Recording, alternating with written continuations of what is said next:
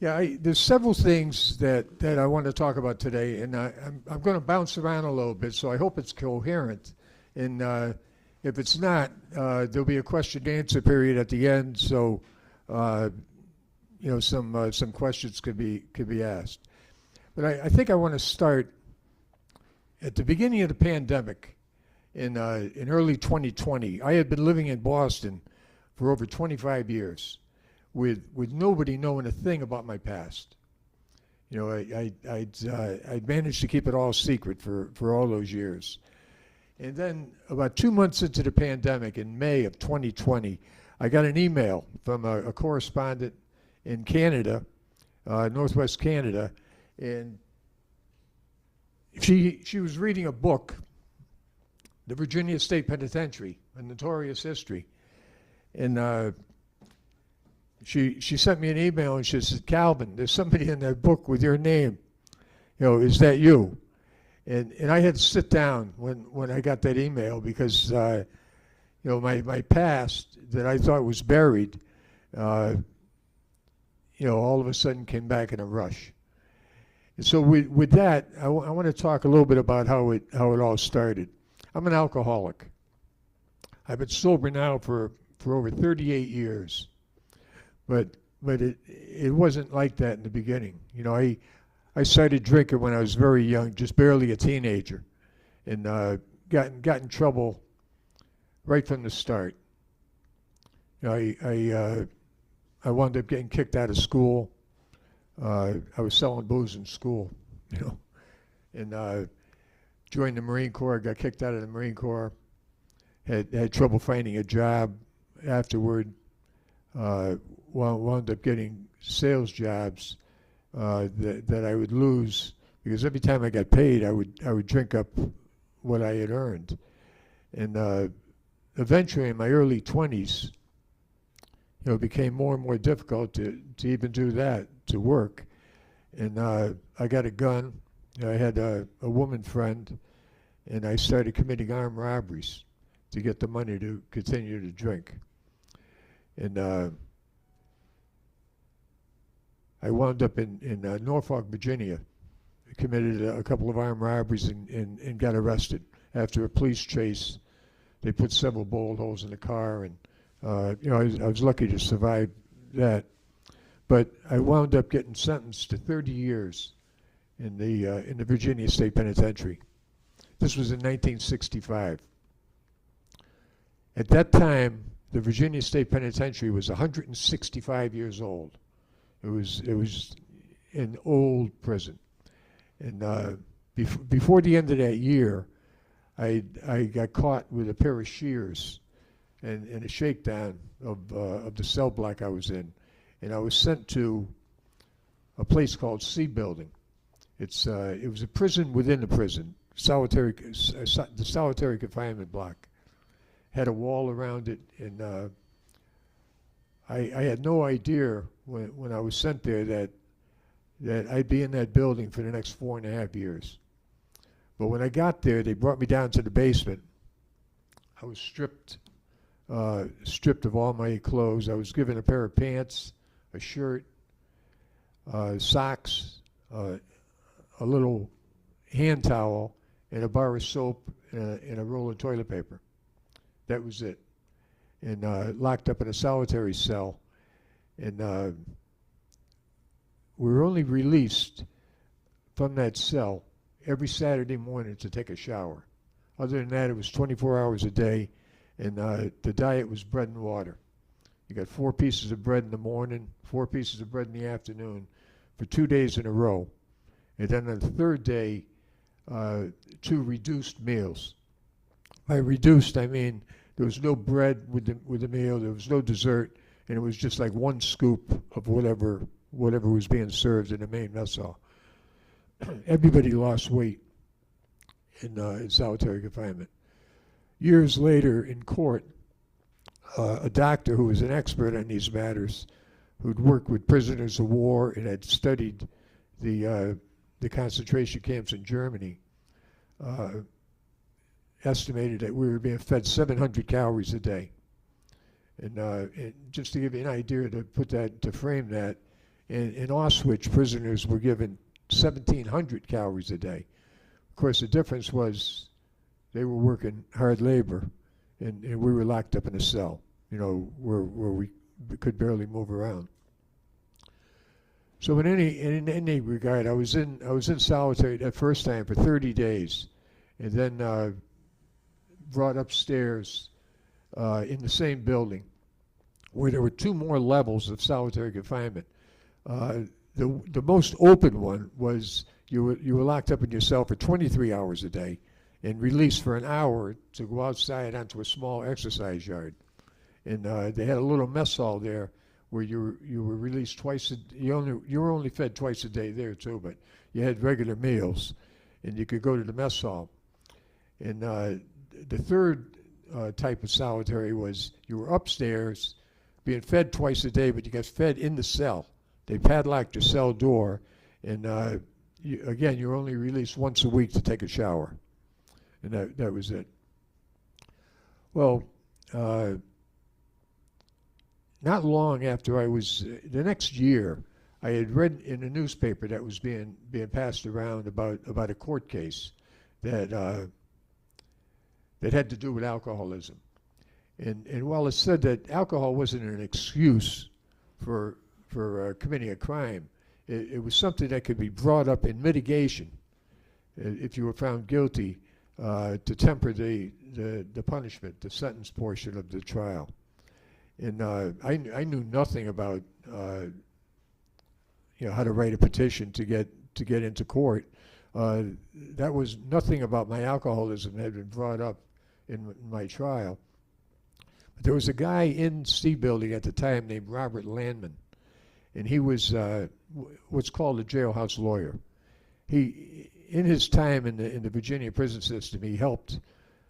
I think the number was over 2,000 prisoners access to courts, by helping them write petitions for writ of habeas corpus and other legal actions. And so I talked to him, and he agreed to help me. And we wanted to do it on the up and up. We don't want to get in any difficulty, because he was in C Building for helping other prisoners write petitions. And so I wrote a letter to the warden, and I gave it to a guard to deliver. And within 10 minutes, I was padlocked in my cell, being punished just for asking for another prisoner to help me prepare a petition, which I had no idea how to prepare myself. Well, that provided the grounds for the first case I filed in federal court. Without asking permission, Bob helped me prepare a petition to go into the federal court, and I actually won that case. It took 2 years to wind its way through. It was rejected by the United States District Court, but when it got to the Fourth Circuit Court of Appeals, they reversed, and they reversed the district court judge and sent it back, and said that a prisoner who had no knowledge of how to access the court themselves had a right to ask other prisoners who were more knowledgeable to help them. And so that was the first win. But there was a lot of things in that prison system. For one thing, it was a Jim Crow prison. It was totally segregated. The mess hall was segregated. The job assignments were segregated, and my first real awareness of what that was like was one Sunday morning when I was still out in general population. They called church service, and I hadn't been going to church, but if you went to church, you got out of your cell, and so I signed up to go to church, and they let me out, and it was a Catholic mass, and all the services were held in the same chapel within the penitentiary. And when I went into the church, it was segregated. All the black prisoners were on one side and white prisoners on the other. And I'll tell you frankly that I don't remember a thing the priest said, during the service. all I could think about was that the church was permitting a service to be held in a segregated setting. And I had grown up in the North, and as I recall, every single classroom I was in throughout school was desegregated. There were people from other races in each class, and so this was an issue. And I want to say, well, one thing I want to say about these lawsuits that were mentioned in that book, the Virginia State Penitentiary. There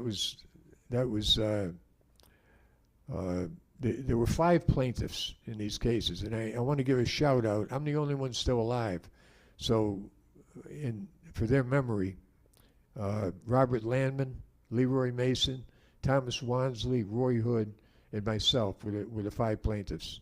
They can't speak for themselves anymore, so it's up to me to mention their names.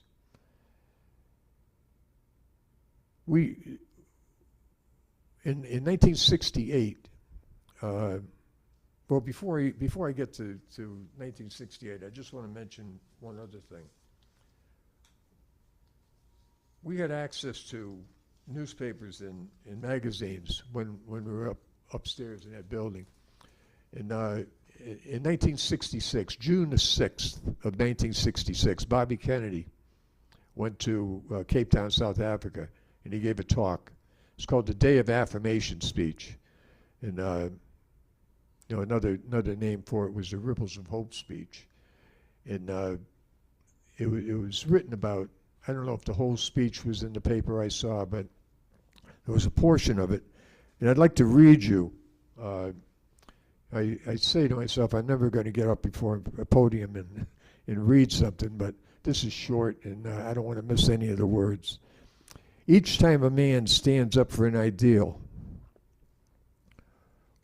or acts to improve the lot of others or strikes out against injustice, he sends forth a tiny ripple of hope. And those ripples build a current which can sweep down the mightiest walls of oppression and resistance. And I can recall to this day the times when I was able, walking on that yard in C Building with Bob Landman, and we discussed those words, and what they meant to us, and how we saw ourselves as being able to take part in the civil rights movement, and even where we were, and so we filed court cases, and in 1968, the ACLU and the person of Philip Hirschkopf and Michael Milliman, two both of them are pretty famous now. Phil Hirschkopf was the attorney that took the Loving versus Virginia case to the United States Supreme Court on interracial marriages. That was in 1967. In 1968, he took our case. And before we were done, the cases, there were 3 cases, maybe more, but there was Landman versus Royster, Mason versus Payton, and Arey versus Oliver. And they had to do with segregation. We wound up desegregating the entire Virginia prison system, prisons, jails. We ended bread and water, no more bread and water diets, and we wound up getting our access to the courts, to attorneys, and to state legislators and news media recognized by the federal court system. And that accomplishment is all written about in that book. And another thing I'd like to read to you was, I'll never get through this one, but this was in 1968 when Martin Luther King got assassinated. Bobby Kennedy gave a talk, and he mentioned the Greek poet Aeschylus. And he quoted him as saying, "He who learns must suffer. And even in our sleep, pain that cannot forget falls drop by drop upon the heart. And in our own despair, against our will, comes wisdom to us by the awful grace of God." You know, those words meant a lot. So I wound up 8.5 years I spent total in the Virginia prison system. And when I got out, you know, again, I mentioned in the beginning I'm an alcoholic. I only lasted 1.5 years. You know, I knew that I could live without alcohol, but because I just finished 8.5 years in prison sober, you know, without having access to it. But you know, like most alcoholics, you know, we rationalize. You know, we confuse the fact that we can live without alcohol with the fact that we were unable to stop when we were drinking. And you know, so I wound up going back to prison for basically the same types of offenses that I went the first time. And that was another 5 years. And then I got out and spent a longer time out this next time, about 4 years, and then wound up drinking again, and got introduced to cocaine, and I came close to killing myself with the combination of those two substances. When I was arrested, the police, instead of taking me to jail, they had to take me to the hospital. I couldn't get shoes on my feet because my ankles were swollen up like this. I was literally dying from alcohol poisoning, and they had me on a table. I'll never forget I was handcuffed to a police officer on one side and a doctor on the other, and he said to the police officer, if you just waited 2 more days, he would have drank himself to death. So that was the condition I was in when I went to prison for the last time. When I was in jail, awaiting trial, that last time, I want to say it was at least a couple of months after I'd been arrested. So I was sober at the time. You know, all the alcohol was out of my system. And they called an AA meeting. There was going to be an AA meeting held in the jail where people came from outside to speak. And I signed up to go to it.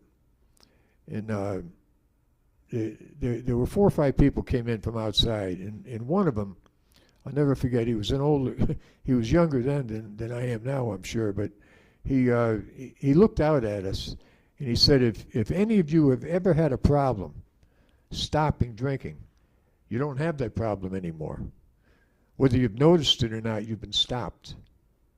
And so the problem's changed for you. All you need to do is just not start again. And maybe it was the way he said it or the lesson in those words, but that was 38 years ago, and I haven't had a drink since. You know, and all I've done is just not start again. I'm still an alcoholic. I'll never not be, but.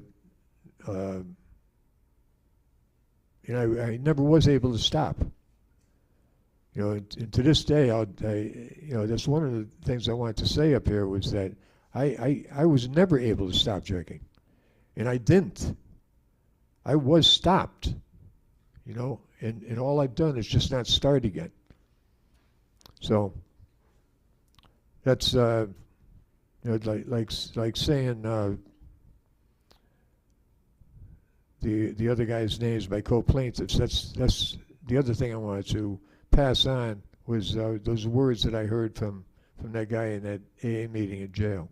That's the reason I'm able to stand here today, sober. So when back to how I started, uh, after I found out about this book, I wound up buying a copy of it. I read it, and I got in touch with the author. And the author wanted to tell my story. You know, he thought I was dead like the other plaintiffs in that case. I mean, we're talking 50 years ago. And, you know, here I was still kicking. And so, he wanted to tell my story. And I resisted for quite a while. For one thing, I didn't want friends that I'd made in Boston to find out about my past by reading about it in a book or in a newspaper or something like that. I wanted to tell them myself, and I wound up talking to two of my senior friends. I had belonged to a senior group of approximately 100 people, and there was an older couple that I confided in, and they they advised me to tell the rest of my friends, and so it took a little while to get up the courage to do that, but I did a Zoom meeting with about 40 of my senior friends, and told them about my past. And I had no idea what the reaction was going to be, but they turned out it was very supportive. They were all very supportive, and at the same time they had no idea. It really, I could see the faces on Zoom and the jaws. They knew me as a different person than the person I'd been in my youth when I was drinking. So, anyways, I agreed, and Dale Brumfield, the author of the book, wrote a story that wound up being a cover story in Richmond Magazine, in Richmond, Virginia.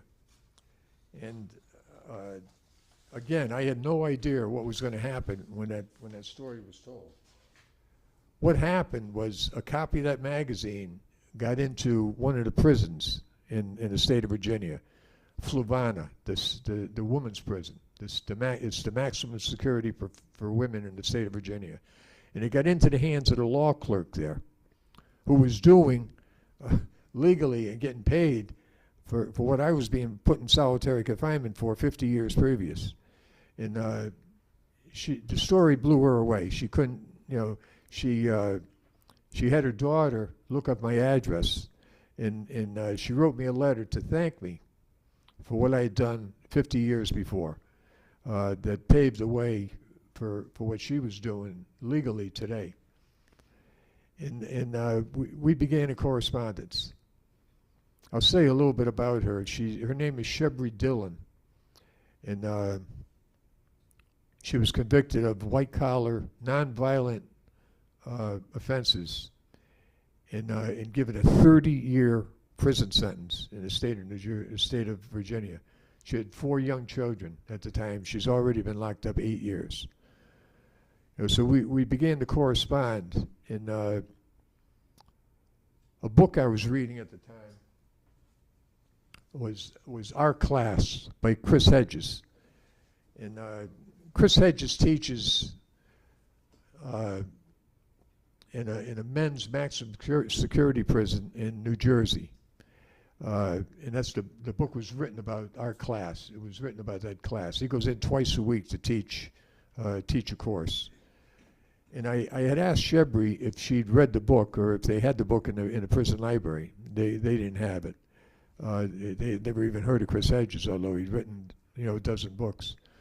And so I sent her the book. And she would read it, and before she finished the book, there were like 12 women had signed up to read it after she got done. She would talk about it, what was in the book, and basically it's about people starting to get their lives in order. They're studying, they're working toward a college degree, and credit by credit, and that book resonated with prisoners, and so I sent her. I started sending her more books, and it caught on. Before long, I had a dozen books being circulated with no prison officials involved. This was just something myself, somebody who'd been in and was now out, corresponding with and sending books to people who were still in, and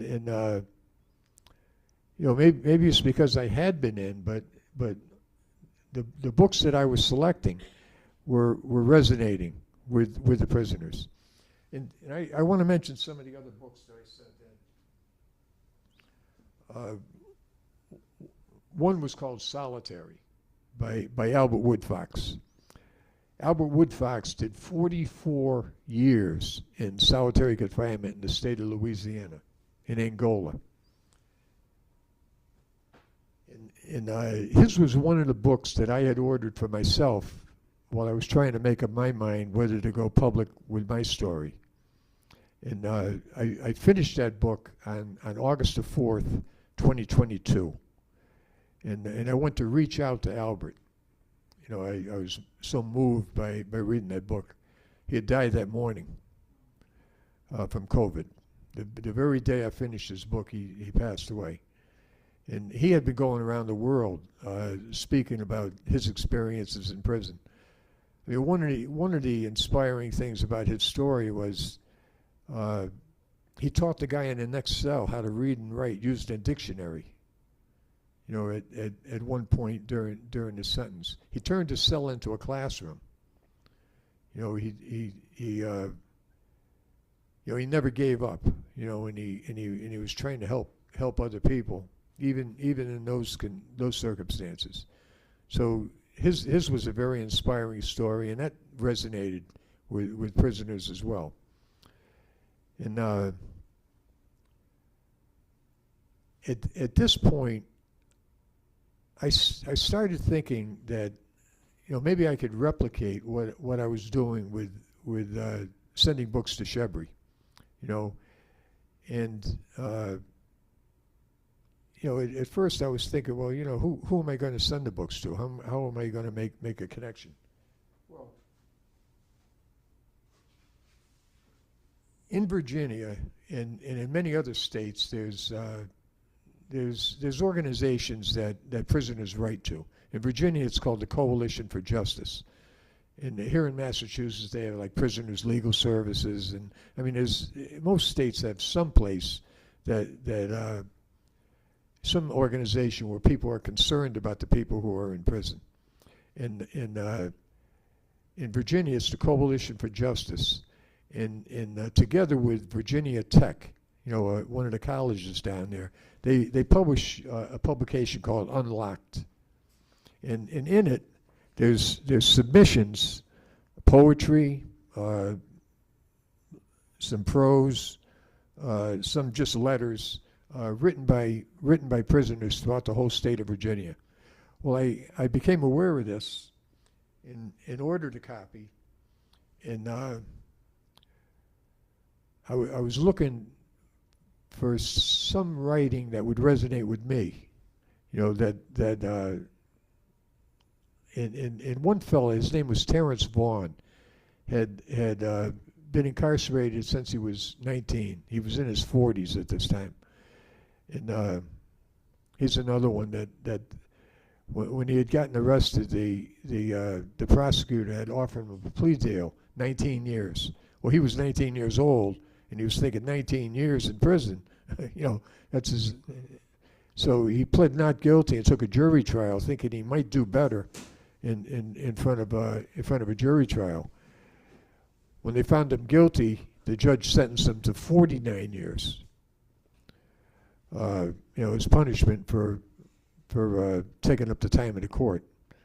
Well, Terrence was sitting out in the prison yard when the intake bus came in, and like 20 prisoners got off the bus. These are new admissions, and they were all like 20, early 20s, 17 black, 3 white, and he was he could see his whole life, you know, in those people. You know, the young guys coming in you know, looking forward to a life like his. You know, over 20 years in prison, and he wanted to do something to interrupt that, and that resonated with me. So I got his contact information, and wrote him a letter sending him a copy of that story that was written about me in Richmond Magazine, and describing to him what a freedom library was all about. And I'd say a few words about that. During the civil rights movement in the southern states primarily, black people were not welcomed to use the public libraries. You know, they were turned away.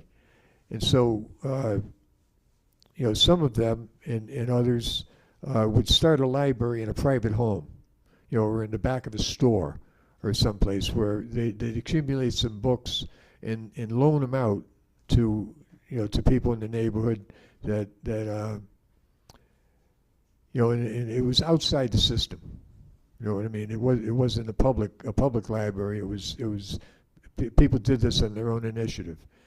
And so that's what I decided to try to do, you know, like I was doing with Chebry, sending books in and circulating. The prison officials had nothing to do with it. You know, I mean, if they wanted to, they could buy the books and put them in the prison library. But, you know, it just so happened that nearly all the books that I was sending in weren't available. And so when I asked Terrence about what I wanted to do, he you know, he agreed, and I started sending him books. Well, Terrence is a prison barber. He cuts hair, you know, for the other prisoners. And see if you could picture this. You know, he'd get somebody in a chair, and in front of the mirror, he'd prop up the books that I was sending him. And while he's cutting the guy's hair, you know, they're staring at these books, and you know, invariably they would ask, you know, what's that book about? Well, 9 times out of 10, the guy getting a haircut, after he got the haircut, he left the barbershop carrying a book, and he would tell people about, you know, this is what we do, you know, and Terrence got thinking, you know, he knew what I was trying to do here. There were 2 guys that he knew that he had done time with in the past that were no longer in that prison. In fact, they were in two more prisons in Virginia. Virginia has 40 prisons, by the way, 40. Each one with like 1,000 people. And so when he gave me those names, I wrote letters to them, and the same thing happened. You know, I told them about freedom libraries and offered to start sending them books. And I did, and none of these people, including Chebry, are still in the same prisons they were in 2 years ago when I began this. They've all been transferred to a different prison. But before they left, they left a librarian behind them. I call them my own librarians, you know. And I told them, leave the books there, and I'll replace them when you get to your new place. And this is going. At last count, I was sending books into like 14 different prisons in the state of Virginia, and to date, at least several hundred, maybe 1,000 books are being circulated in these prisons down in Virginia. And I'll mention a few more of the books. This is one of my favorites. That it's A Question of Freedom by Dwayne Betts. Dwayne, at the age of 16, got sentenced to 9 years in Virginia for carjacking, and you know, he was he was so young they didn't want to put him in general population, so they put him in solitary confinement, for his own protection, and you know, when he was in there, he cried out, just please, would somebody send me a book? And a book got slid down under his cell door. It was The Black Poets by Dudley Randall. And that book sparked a process of transformation in Dwayne Betts. And he became a poet. He's published 3 books of poetry. This was his memoir, A Question of Freedom. And he got out after doing his time, went to college, went to Yale, went to Yale Law School and became an attorney. And then he founded an organization called Freedom Reads, which installs 500 book libraries in cell blocks in prisons across the United States. Now, these are not prison libraries. They're in the cell blocks. Just to give you an example, this is about 4 or 5 months ago, in 2 days in Virginia, he's back in the same state that he did time in. He installed 12 of these libraries in one prison and 13 in another. 12 cell blocks in 13 cell blocks, 500 books in each one of those libraries. Beautiful bookcases that break up the monotony and they're curved, whereas prisons are all straight lines, and they're made out of really nice wood, and it's just an amazing thing. But people have something to read right in the cell blocks, and they have access to these books. I'll mention a couple more. I'm on a roll here.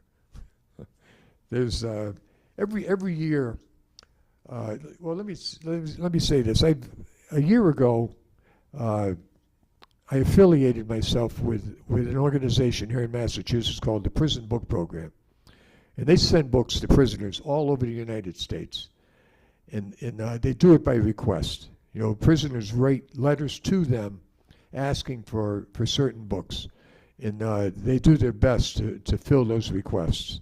And I always joke about this when I'm down there, and I give a little talk to the volunteers. But one of the staff members has joined us here today. He's laughing now, but where they fulfill the requests of prisoners. What I do is I search out prisoners, and then send them the books that I think they should read. It's just a little different, but. Every year, the Prison Book Program sends out an annual appeal. And this year,